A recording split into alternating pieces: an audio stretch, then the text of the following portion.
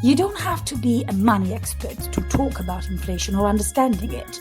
People talk about it when they notice it, and they usually notice inflation when they go shopping or when they're planning to save.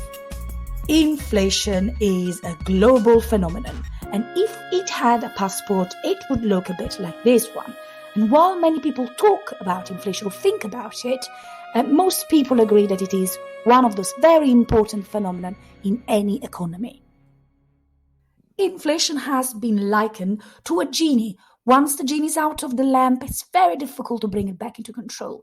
People do not seem to mind inflation if their earnings go up at the same time as prices.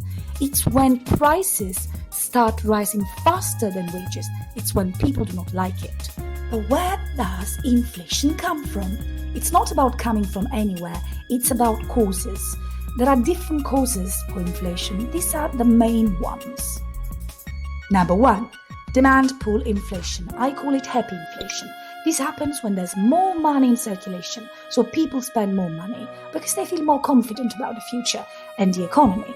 When they do spend more money, there's a lot of money chasing a certain amount of goods and services, which become more expensive. Number 2, cost push inflation. And this happens when it becomes more expensive to produce things, whether these things are more wanted or not. If, for example, the oil price rises, then it's more expensive to travel, it's more expensive to transport goods and services, and the utilities become more expensive.